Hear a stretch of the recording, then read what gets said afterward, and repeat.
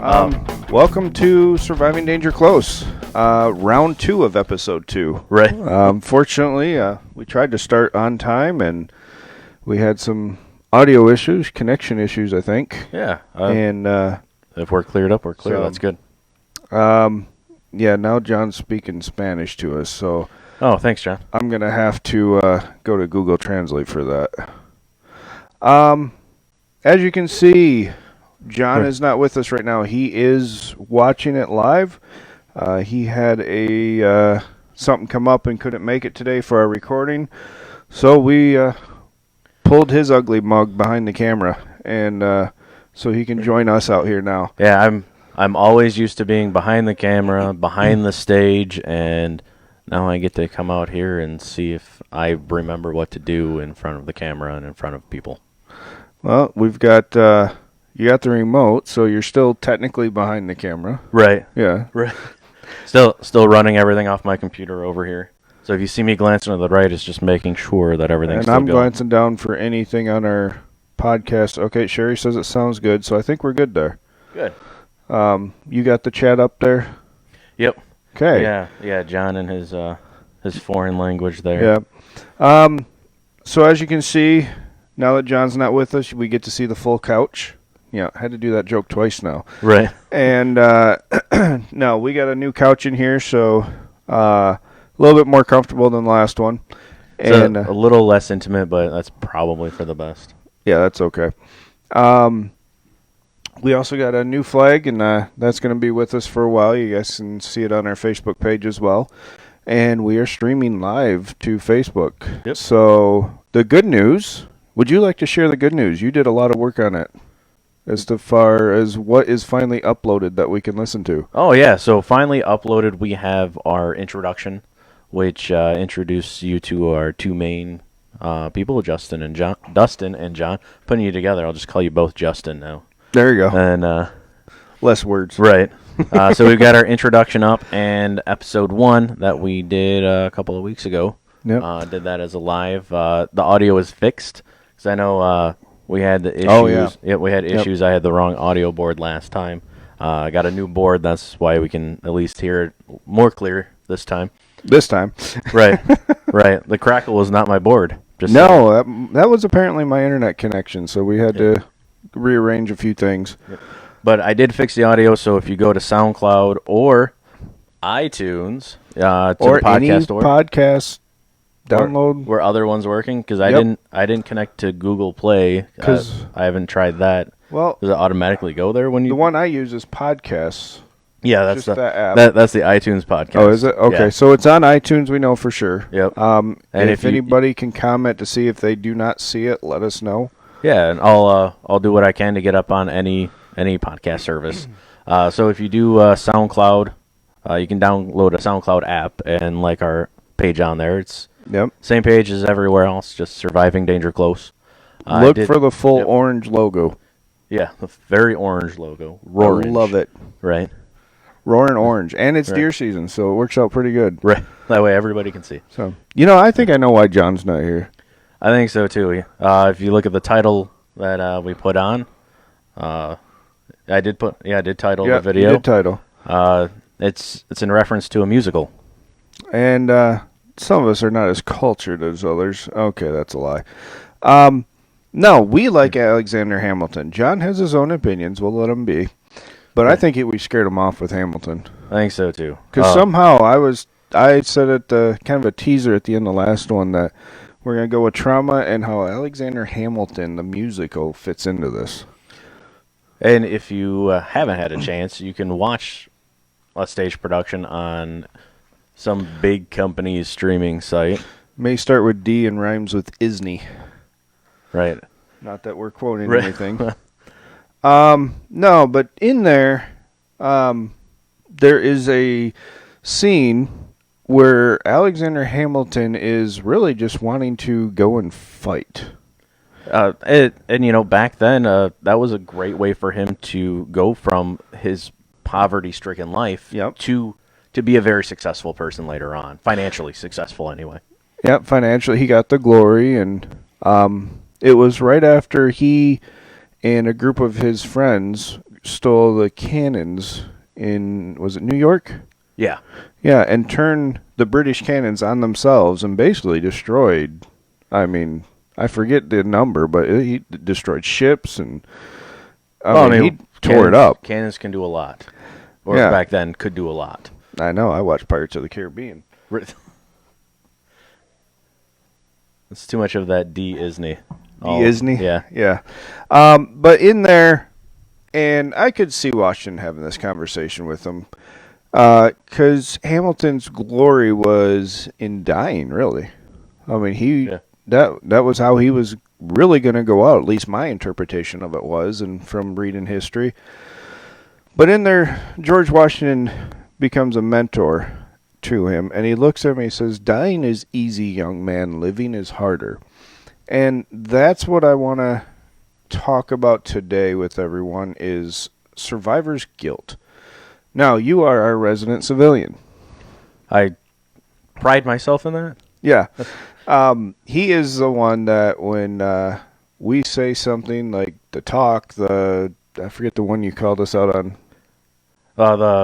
Was it the anti-aircraft gun that you referred to as R2-D2 and couldn't the remember R2-D2, the CRAM. Oh, payload. That was the one you got us on. Payload. Yep. Yeah. He's the one that sits back and says, I got no idea what they're talking about. They need to define this, which is what we need. So there must be if I'm not catching it, there's got to be somebody else not catching it. Absolutely. Or we're just saying it wrong. That could be probable. Right. What does survivor's guilt mean to you? Oh, wow. Putting me on the spot. I warned you. I mean, really, it's listening to other people talk about it. I mean, a survivor's guilt is just feeling guilty for being the one who made it. Mm-hmm. And you gave us another podcast to listen to earlier today. And when I was listening to that, I mean, he talked about many different types of guilt. Yeah. And the survivor's guilt, just being the one to make it all the way through. There's also like a successful guilt where, I mean, it kind of runs on the same line, but if you've got a family that your family isn't well off, then you start succeeding, you start feeling guilty for your success.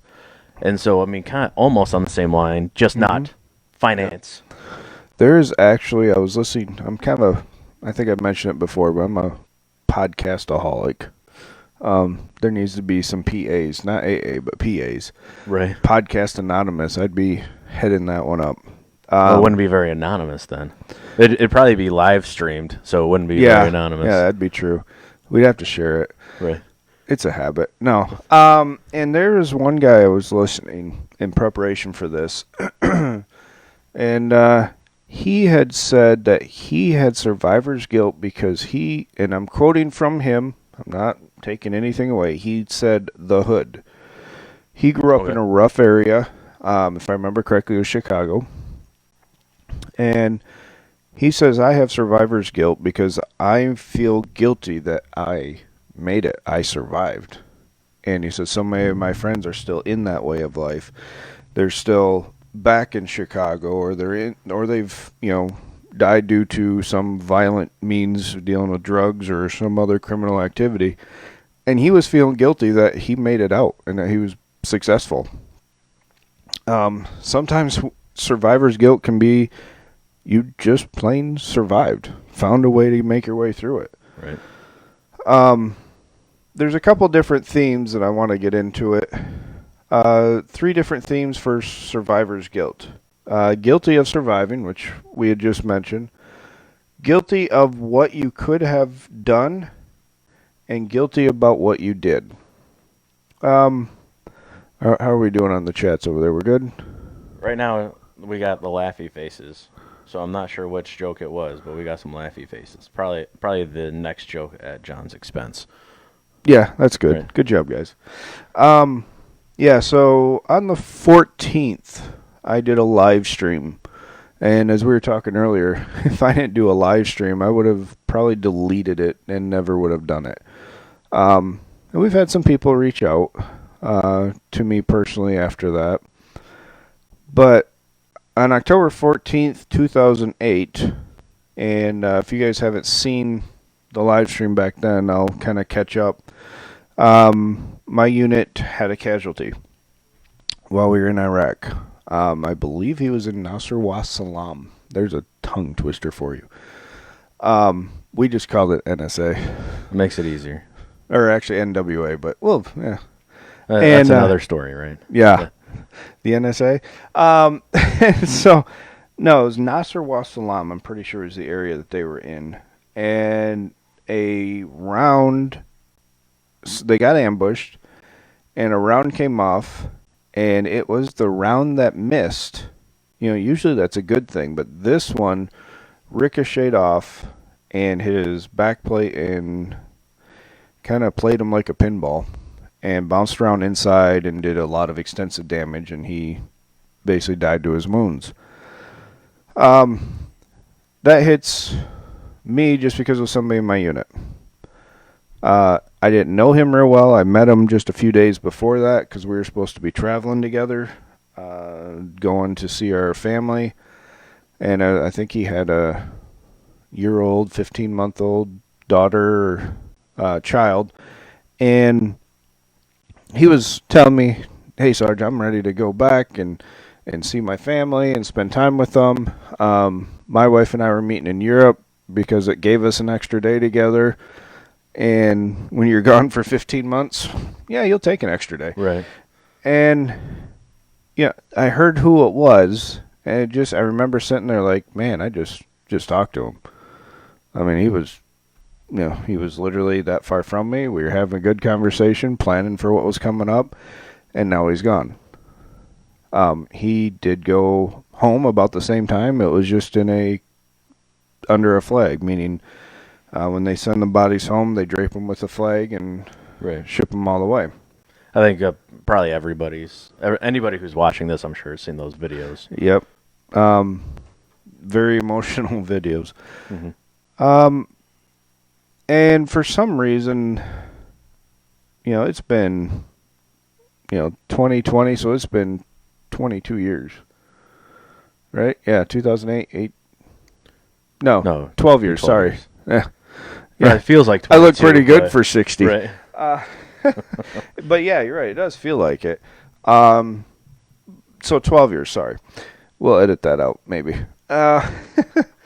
And so here we are 12 years later. And if you had something that bugged you for 12 years, what do you think would be the common reaction of most people? Hey, after 12 years, you'd think you'd shrug it off eventually. I mean, depending on how big it is. Right. But, I guess you've had some family feuds in history that have lasted generations. Right. Because somebody stole a chicken or something. I don't think anybody knows how the Hatfields and McCoys started, right? I don't even think they know. Right. I'm sure it was the other person's fault. And so why after 12 years would that sit there and bug somebody? And I talked about anniversary dates of trauma. I didn't really realize this date was coming up. It's 2020. We've been in this year for 5 years now? 6 years? I think you might be being nice about it. Yeah. Trying not to get into politics much, but right. Unlike some podcasts that I sang it earlier today. Right. But here it is 12 years later, and I'm still, it's like I said in the podcast, I was yelling at my family. I was not who I normally am. I think that was correct grammar, Mrs. Kirk from high school English. And I couldn't really realize why I was still being so affected by it. And a lot of people don't know is, I do go to therapy. I am a therapist. I mean, I know that you go to therapy voluntarily, but isn't that part of being a therapist is also attending therapy? You'd think. No? You'd think. Huh.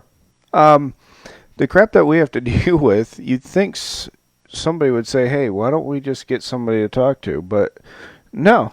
In fact, I've been doing this for 3-4 years now, And there's only one other person that I know of that has openly admitted to me that they go to therapy to somebody else as well, a different organization. I mean, obviously it has to be an organization because of conflict of interest. Right. But yeah, I go and it's just like when you look at yourself, I can fix. Well, okay, let me rephrase that. Right. I can help people fix themselves if they're willing to. Right. I can sit there and because I can look at it objectively. As soon as you look in the mirror, it's like looking through that frosted glass.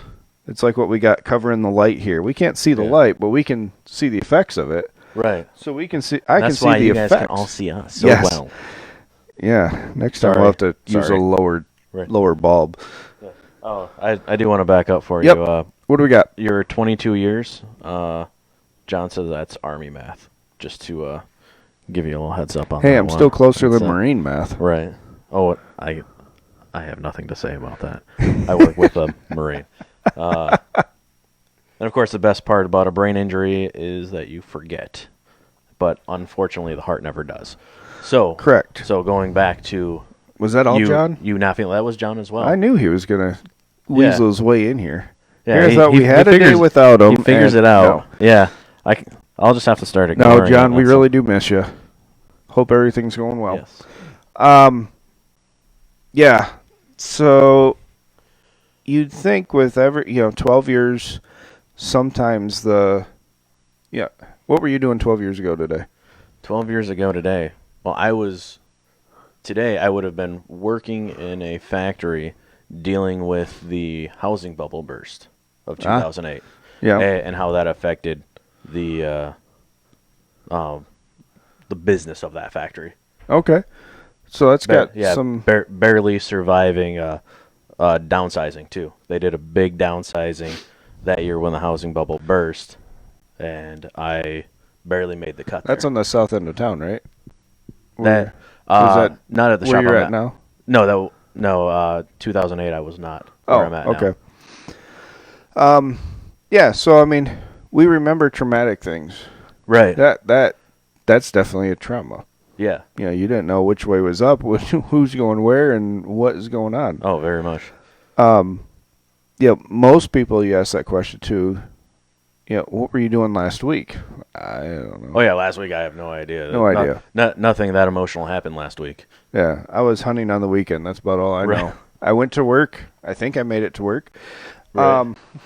Oh, yeah, trees fell. No, that was 2 weeks ago. Oh, yeah, that was the other podcast. Yeah.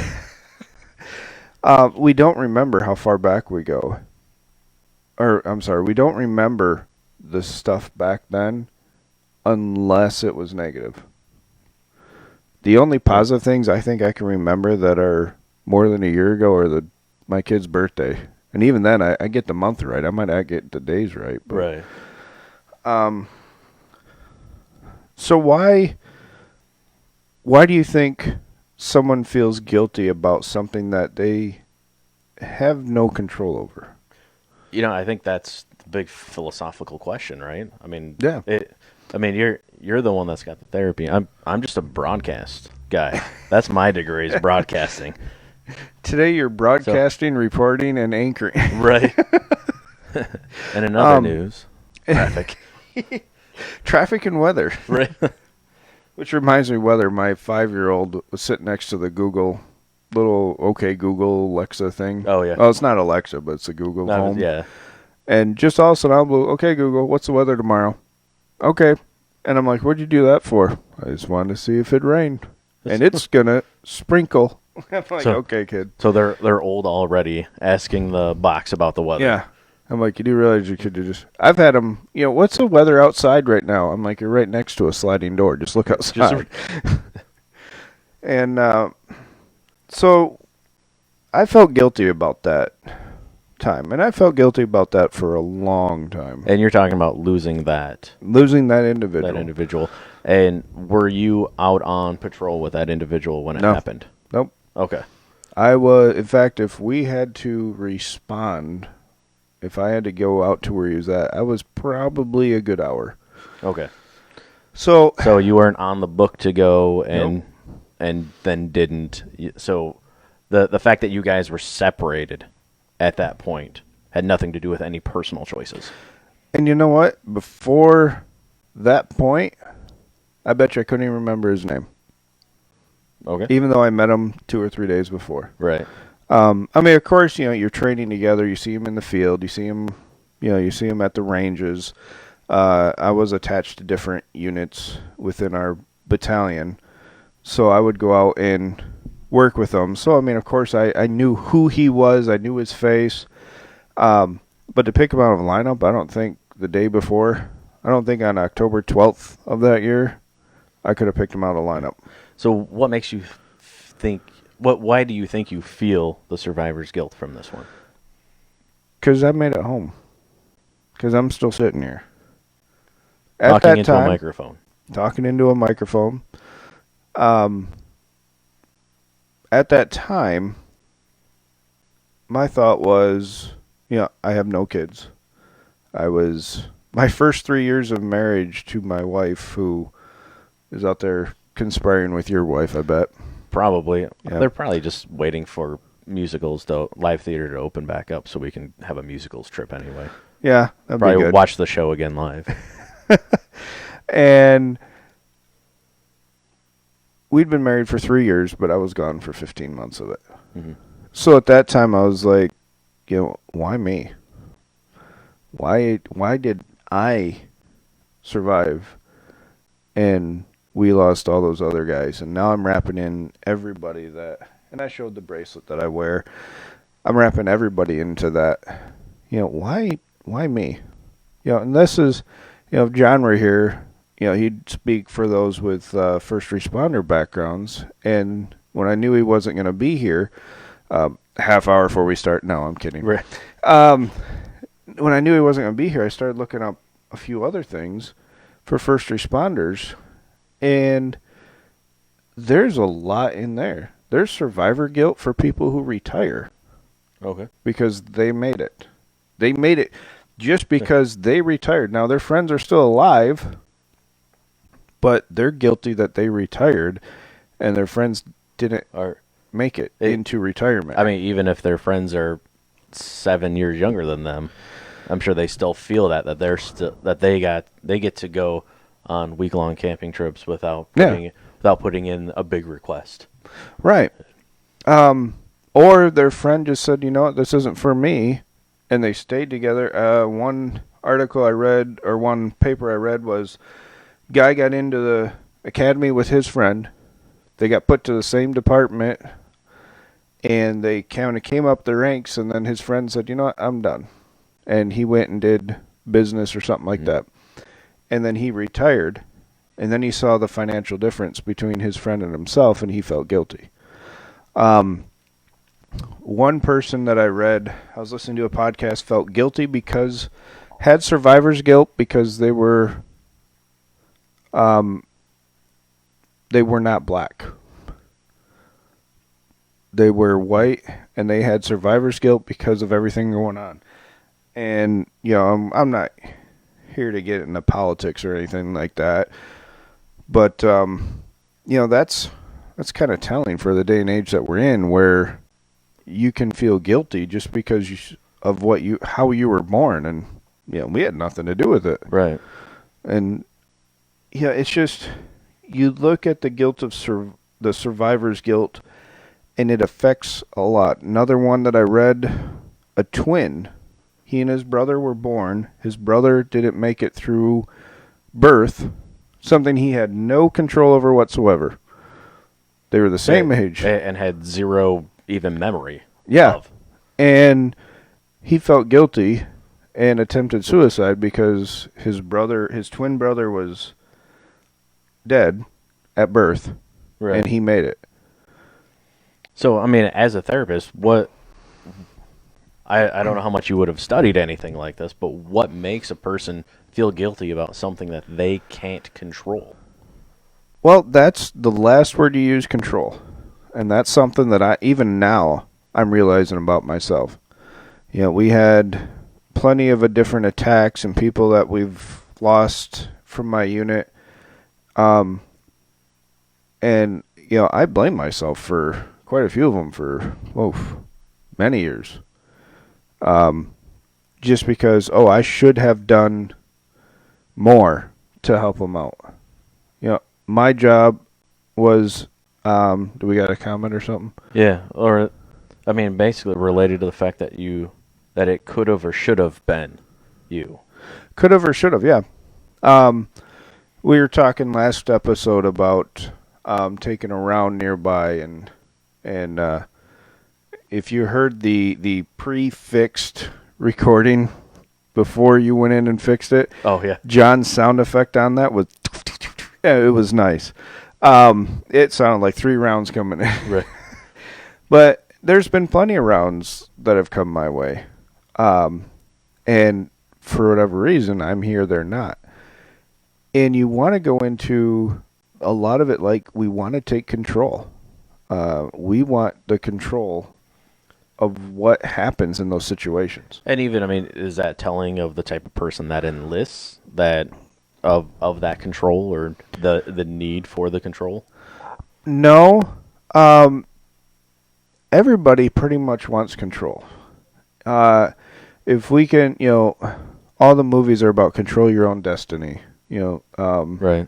Yeah, I mean some of them make fun of it, whatever, but we want that control because if we're in control, we wouldn't allow this to happen. Now, did I have anything to do with that young man's death 12 years ago? No. Did I have anything to do with the death of those that we lost in a massive mass cal, which is a massive casualty? We lost 4 guys in one attack that were killed, and an entire squad was taken out. Well, really a platoon, but we lost a lot of other guys due to injury that never came back to the battlefield. Oh. And, did I have responsibility for that? Nope. I wasn't the one that took that round. I wasn't the one that took that shot. I mean, and we want to try to control the past. And I find it's interesting, the more I've been looking into this over the last week or two, well, really for the last 12 years, just not really knowing it. Right. We want to control that past. We want to look back and say, I would have done, I should have done, or he should have done. And it's all those should have, would have, could have's. Right. And, you can't change that. I listened to another podcast this week, a veteran, and he said, why is it that those, now I'll let John comment on the first responders part, but why is it that those veterans drink on these anniversary days? And usually it starts out to, hey, here's a beer, as a tribute. As a tribute. Yeah. And then it leads up, over time, the trauma builds and builds and builds, and it leads up to now this person is getting completely drunk, maybe problems with authorities, maybe in trouble with the law, lost a job. And it's like, look at the memory that you say you're remembering. It just became an excuse. Right. Your mic trying to fall off again? Yeah, it's that table. Yeah, I think John fought with that last week. Yeah. But then you got that's pretty much the guilt of surviving. The next one we mentioned was the guilt of what you could have done. And I think John alluded to that in his little comments there. What could I have done to change that day? Nothing. Right. I was an hour away. Yeah. You go back to that day. I wasn't scheduled to go that direction. You didn't give the order to go in that direction. Nope. There's literally nothing I could have done except, nothing. Right. Even if I knew it was going to happen, I couldn't change it. And yet we always, what's that famous saying, the hindsight's 20/20? Right. South Park does a great job with a superhero of Captain Hindsight. Yes. Talking about that as well. Yeah. Yes, of course. Looking back, when a friend of mine was killed, one of the medics, I think I mentioned it in the podcast, or not the in the live stream as well. Um, they had been working in the same area, and the vehicle backed up just a little too far and hit that pressure plate, and Oh. the bomb took off, and that's what killed them. Um, you know, that driver, I don't remember who the driver is, but maybe he'll find his way to this podcast and remember that day. And yeah, dude, it wasn't your fault. No. They were driving that up. same area for days, Right. and it just that one time he finally backed up far enough, and it hit that pressure plate. We don't know how long that pressure plate would have been there. Right. It's not his fault. He's probably, I would imagine if I put myself in his place, I'd be thinking, man, I should have went forward faster. Or what sign didn't I see Yeah. to know that there was Yeah. a plate there? And Which also goes back, Gabriel on here. oh, hey, Gabe. Yeah, always felt bad that he left his friends behind in Vietnam. And, again, I mean, where does Yeah. that come from? Well, even look into World War II. We bought plots of land to bury our dead, Yeah, and just so they could be buried on U.S.-owned soil. right. And then there's some that were given, Vietnam, the same things. I forget the number I used to know, but there is a lot that were never found, and will never be found. Right. In fact, in Iraq, when we were over there, Staff Sergeant Matt Maupin,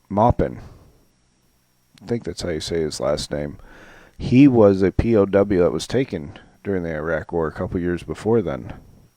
And our unit was the one that found his remains through some tips that we received. I remember that day. That was the only one at that time that we knew of was a POW in Iraq. Oh, yeah. And we brought him back home. Our unit's very proud of that day because we brought one of our boys home, something that those in Vietnam can't say that they could do. Right. It's literally impossible. I mean, you could go there now and you'd still never find them all. Right. And, I could have done all this. I could have made those different decisions. Just like that driver we were talking about. Yeah, he could have hit the gas a little bit sooner. You know what? You didn't. We can't change that. But it wasn't the driver's fault. It wasn't the commander's fault. To be honest, I blame the commander for years. Right. He should have brought an EOD team in. He should have, because I was looking back on it after it all happened and knew the whole story. Right, with that easy hindsight of knowing. Oh, yeah. Yeah, just keep talking. I don't know. Yeah, but it's tough to look back and just say, I survived. And I think in episode 00, John and I were talking about that. And I'd asked him, I said, what if they asked you, he was talking about everybody come up saying, hey, thanks for your service, thanks for this. And yeah, that still makes me uncomfortable. I still don't know how to respond for that. I mean, some people, it's tough to even accept generosity from others.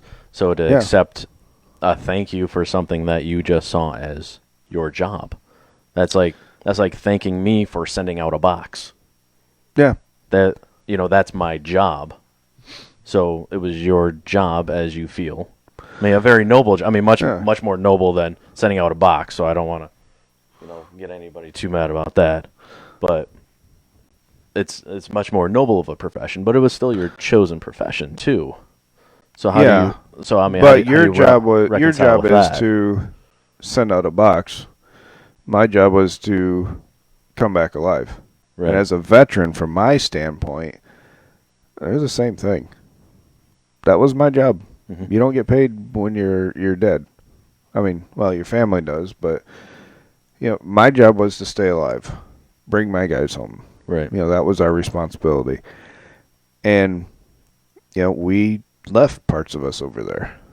Right. And while you, as a civilian side, I mean, I'm sure I'm not speaking for all veterans. I'm just coming from my experience, how I feel and how I look at life, which is completely different than most people.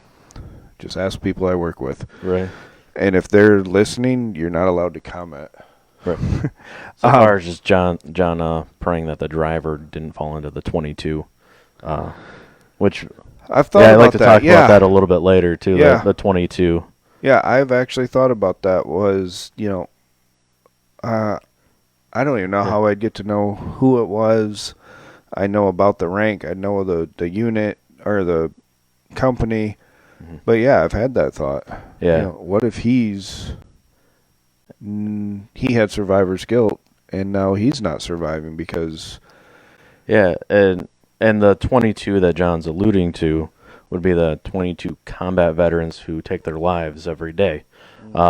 Sometimes still out in the field, but I think probably most of the time back here at home. Yep. And I was hoping that we'd finish talking about guilt before talking about it, but I mean this is how I Well, met it goes Dustin. right into it, yeah. Yeah, it goes. I mean, I met Dustin. I have a Marine veteran that I work with that challenged me to do I'm the sorry. 22 push-ups. He is difficult to work with sometimes. But he challenged me to do those push-ups. So it was 22 push-ups a day for 22 days. And it ends up on like 484 push-ups total. I don't know if I've done 484 push-ups in my life until that point. But the whole point of the challenge is to challenge somebody every day.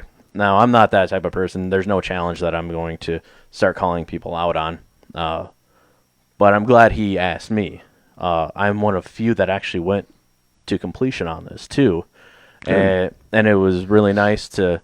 I've known Ken from Warriors Hope for a long time, way before Warriors Hope was a thing. And he introduced me to you. And so on my 22nd day, we did a Facebook Live. And that's how I met you. Yep. Connecting through this idea of reducing our combat veterans taking their lives. And we know, and so it does roll right in. It's because of survivor's guilt is the main part. Yeah. I know, last count that I knew of was a couple years ago. My unit that I deployed with, that specific set of guys, just the people that were over there, not the people I've been before or after in that unit, just the people that I was there in with those dates, we've lost more guys to suicide after we got back in the following years than we did in combat, to include the guy that took his life while we were over there. Yeah, and that's a huge number when you really think about it. That's why with Warriors Hope we have winning the battle after the war. Yeah. Okay, our war is done. My war is done over there. Not going back. Never going back to a desert. Even the thought of going to Nevada is too much. I don't even like beaches anymore. Right. No, I'm kidding. It's... Wow. Yeah, and to me, that's why I hooked up with Ken, who Ken Patriquin is our director at Warriors Hope that I work with. I'm the assistant director. And he brought this to me to kind of, he knew my parents, long story short. And that's why he brought this to me. He's like, hey, you're in this field. I've got this passion for it. And he is. He's not a veteran, but he has a passion for veterans. Like, it is contagious. Very much. I mean, that's... You're sitting here. You that's wouldn't see proof. me. Yeah, you wouldn't see me sitting here if his pathogens got me going on it. Because he went on your challenge and did one with you before Earlier you in came here. Earlier in the time. Yeah. Yeah, because your 22nd one was right Yep. behind the camera a few yards. Right. And yeah, it's survivor's guilt plays a lot into. Now, this is going to be very veteran based because John's not here. I mean, John can add his comments. We'll keep checking on it. Yeah, remember, we do have a delay, too. There's a bit of a delay, so whenever you guys hear it, and then I get to read it. So we'll end up doing some backing up here. And we're just delayed in general. Right, there's that, too. But for the veteran part of it, in my experience, a lot of the suicides come because I made it, they didn't. One guy in our unit, I actually went to his funerals in Wisconsin, just across the border at the UP. Beautiful drive, by the way. Right. And I went across the border there, and I went to represent our unit, deployed unit.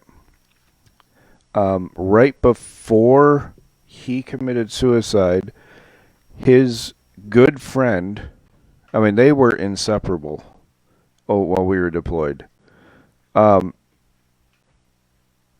If you saw one, you were immediately looking to say, okay, where's the other one? Oh, yeah. And just real good friends, great guys.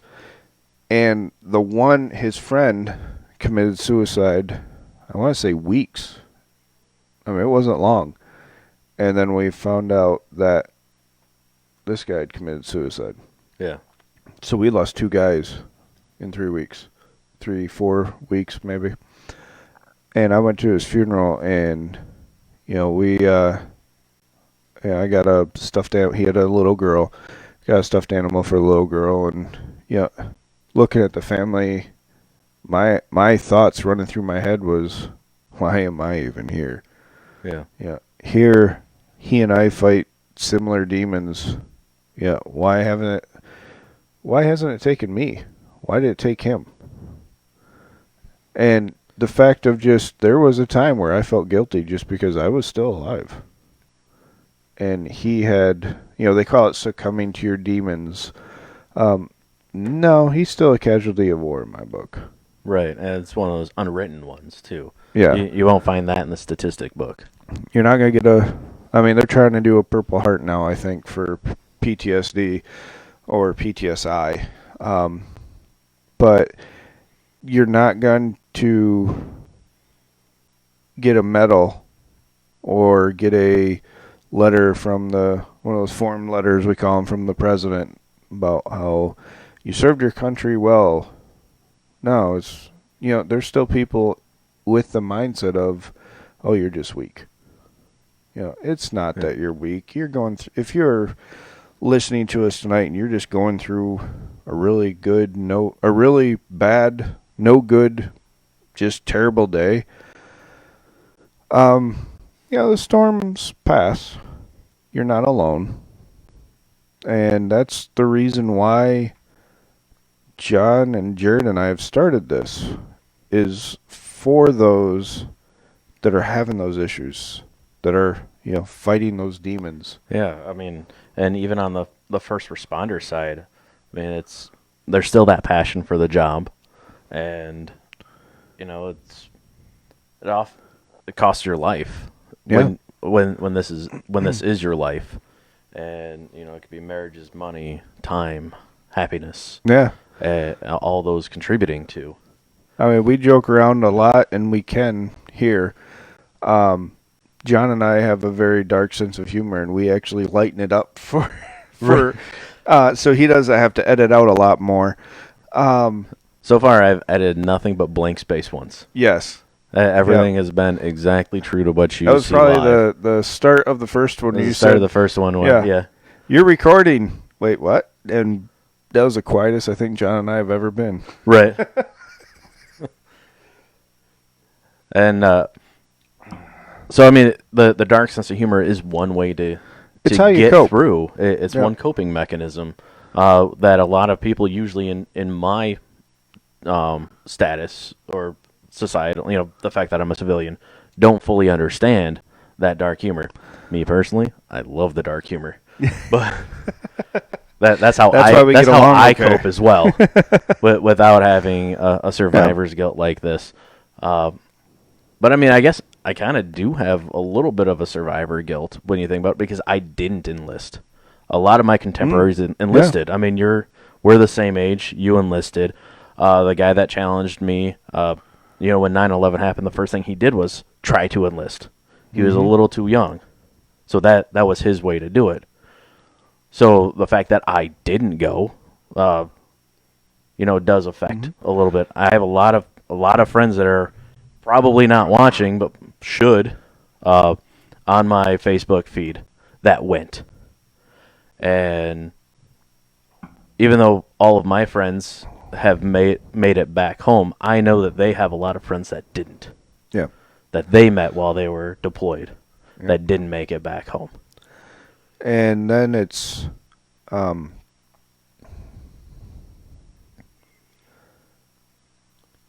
then just sitting back and thinking about your comment of I didn't go, and that is a form of survivor's guilt. Yeah. Yeah, absolutely.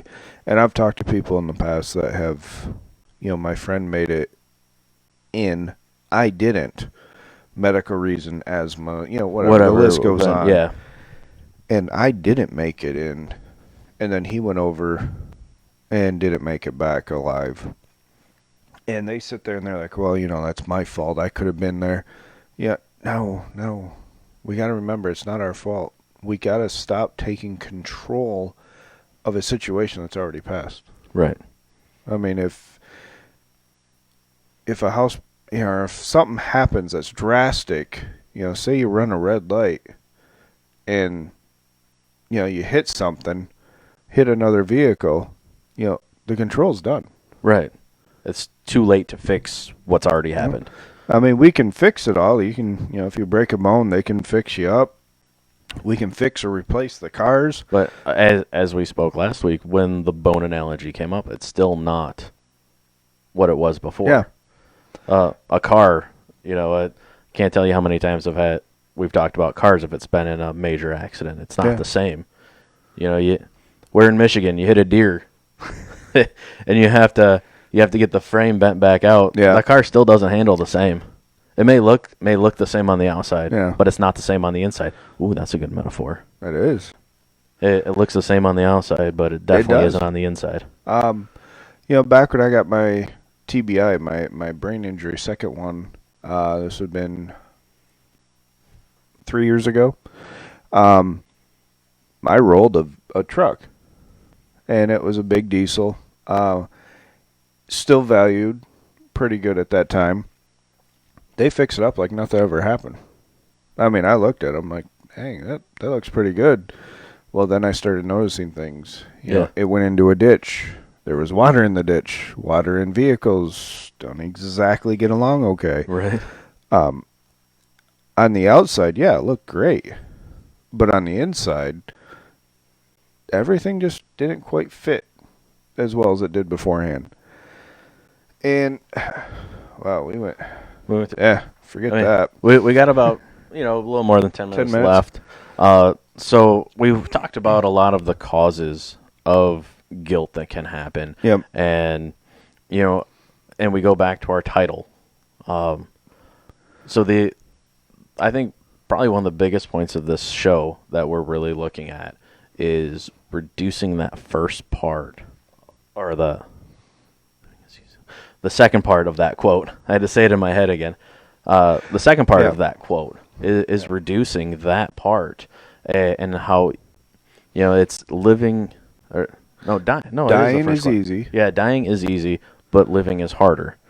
So why would we continue to want to live? And, what do we do to, what are the coping mechanisms that can be used? Even if you go farther into the Hamilton storyline, his oldest son was killed in a duel. Yep. And ironically, Hamilton was killed in a duel. But at the end, during that musical, as Burr shoots his pistol, you can see they kind of go back and flash back through Alexander's life, and he can see, okay, is this it? Is this when I die? Am I going to meet my son? And you can see how everything was brought to him to that point. We're here because of choices we made. And for me, personally, keeping all those different brains aside, or looking back and trying to take control of something that we never had control of in the first place, that's the biggest thing we have to combat. And, everybody says, oh, just go ahead and let it go. No, that's a Disney song. Right. That's not something that you can do easy. It's just like saying, when somebody's in a panic attack, oh, just calm down. It's like one of the worst things you could say to somebody in a panic. I've been trying to calm down. That's why I'm in a panic. Let me try to tell your mad wife that. That's Yeah. Just go ahead and calm down. Just go ahead. No, the coping techniques that we needed to get. Number one, the biggest thing that I can give for anybody that's out here listening, they're going through a rough time, start building your support. You're not going to be able, it took me years to figure that part out. Yeah. Build your support now. And, I kind of asked a question like this at the last Warriors Hope drive-through dinner. And one of the things that somebody I've known for a long time, his son was the best man at my wedding, so I definitely knew him. And Poor guy. Right. He spoke about making sure to get involved with a veterans group as a way to build. Now, I mean, being a Vietnam veteran, he's talking about an American Legion or a VFW organization. But That's there's tough. more. But there's more than that out there too. Than those. There's a lot of Facebook groups out there. There's a ton of them now. To just get with people who have gone through the same thing and being able to talk openly about it. There's actually the suicide hotline for veterans. It's also a part of the national hotline. Okay. Government, or not government run, sorry. But it's the national suicide hotline. I wrote all the numbers down. I don't know where I'd laid them. They weren't on that postcard or the note card you just No, tossed it was away? on another one. Okay. Because I knew we weren't going to follow that outline. Right. I don't know why I write it outline anymore. It's close enough. It gets you talking a little Yeah. bit. It helps clear up those empty spots, so I don't have to edit those down anymore. But there's also, I found out today, there's a first responder suicide hotline. That's still an offshoot from the main. So It's funded by another source, but there's even a cop to cop hotline to help when you're just struggling. And I found out today this is, like I said, this is for veterans mainly, but Objective Zero is an app that I have here, and it's going to populate here soon. Oh, we're using up most of your bandwidth by doing a live video. Yeah, that's fine. But that's all people that are on this Objective Zero that you can reach out to. And so anybody listening, if you go on Objective Zero, zoom in on it or something. The But button didn't work.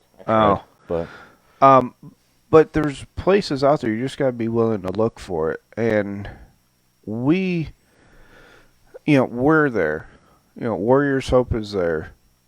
SDC's there. Do we know what you're going through? No, absolutely not. I mean, I can relate to people in combat, but I'm never going to tell. Even if a person that was deployed to the same area, I'm not going to say, I understand what you're talking about, because I have no idea what that individual is going through. right. And that's part of trauma. It affects us all differently. But John says it's called Copline. Copline. Thank you, John. See, I knew he was good for something sitting there. Right. Even though he's just sitting at home typing. Yeah. It's the best conversation we've had, John. No. Yeah, but cop lines out there. There's one for firemen. There's one for, you got to look. And it's not the time to look when you're at that point where you're tying the noose or loading the gun. Right. You need to look now. Plan ahead. Just like every call that first responders go out to, they've already planned ahead. Yeah. And I mean, and if you think that oh, that's not me. That's not going to be me. Write it Well, down anyways. Assume that it is. Yeah. I mean, you've gone into many different life-threatening situations by this time. How Yeah. many of those did you go into unprepared? And it's like, well, it's kind of what John had said last episode of, he didn't make one decision that day in that call that he described. Right. He just reacted to his training. And I know my unit always, and a lot of the Army units have it, train as you fight. So it means if you're going to fight with body armor, with helmet, with gloves, with iPro, with all this different gear, then train like it. Oh, yeah. Because once it gets to the battle and then you put the stuff on, that's too late. Right. And it's the same thing now in our lives as veterans and first responders and active duty and all that is we have to train ourselves now. So when it gets to that point, and we pray it never does, but if it gets to that point, you know what you're going to do. You know the steps you're going to take. To enter and clear a room. Okay. I could probably still, a little bit slower. Right. A lot slower, but I could still get the basics down because I trained hard. Right. And we did that muscle memory. Yeah, I've got it saved in my phone. Yeah. Do I think I'm suicidal? No. Nope. Not at all. But I don't know what tomorrow's going to bring. Just like those that we've talked to, I've talked to plenty where, yeah, I'm good. I'm not suicidal. I'm fine. And the next day, something happened. We don't know what. We don't know what tragedy they went through. But then I get the phone call, hey, so-and-so just, he's gone. I'm like, really? Well, what happened? Well, they found him in his storage locker with a hole in his head from his 9mm. Really? I talked to him like 2 days ago. He was fine. Exactly. And we can always put this front on for those that don't know us very well. And how are we doing on time? I know we're getting close. We're getting close. We got a few minutes. So okay. Yeah. And I know we'll be kind of an hour-esque kind of ish time. Yeah, have fun editing that one out. Right. Splash. Seriously, though, if you're out there and you're listening to this through Facebook and now through your podcasts, but no, if you're out there and you need that help, just send us a message. Yep. John and I will get back to you as fast as we can. Or look up Warriors Hope. Or, I mean, I could name other, Wounded Warriors, DAV. Just look something up and have it there. And as a true testament on how fast Dustin or Ken can get back with somebody, doing those 22 push-ups, somebody I went to high school with recognized that. And he had a veteran in his life that was having issues. Oh, yeah, I remember that. Yeah. And Warriors Hope got on it that day. So, I mean, and I'm sure every other organization like it will get on there right away, and they contacted his spouse to get in touch with closer organizations that can physically get in there. Yeah. I've been at speaking events where I spoke, and afterwards somebody came up to me and says, hey, I've got a son in Tennessee. I was like, hey, I know somebody there. Turns out they're 20 minutes away from each other, and they've been able to help. You're going to lose that thing, aren't you? It's gone. His mic stand did not last. Okay, it's back on. Okay. It's back on. I got it. John, we're going to figure something else out for that next time. But no, seriously, if you guys even just want to talk, John or I, or even Jared, I will meet you. I've got an ear. Yeah. I've got an ear and hopefully some inappropriate jokes that'll help you out. That'll help. Right. But yeah, seriously, just let us know. And yeah, Are we here to say that we've got it all together? No, I'm pretty sure I covered that in my live stream last Wednesday. We don't have this all together. I haven't figured it all out. But I'm also there to help you figure it out. Because it's the brotherhood or sisterhood of the uniform and of first responders doesn't stop just because the clock says, well, time's up. Doesn't stop just because I've got the nice DD-214 blanket, which is your exit papers. It doesn't stop because your shift's over. No, the only thing that's going to stop it is the finality of it, and we'd rather you, only the good die young. Yeah, we'd rather you guys stick around with us because we're going to be here a while. Right. But, so that looks about our time. About our time. Thanks, John, for listening. Thank you, and thank you everybody else for listening too. Living is harder, but it's worth sticking around for. Yeah. There's more than just you that's involved in this, and yeah, as much as we think we're not gonna take that, people won't be affected by it. Hate to tell you, it's gonna affect a lot more people than you think. But haven't got the topic for next week yet. I forgot to look. Or not next week, I'm sorry. I did that last time. I know, yeah. We want to make this every 2 weeks thing. Every 2 weeks. Yeah.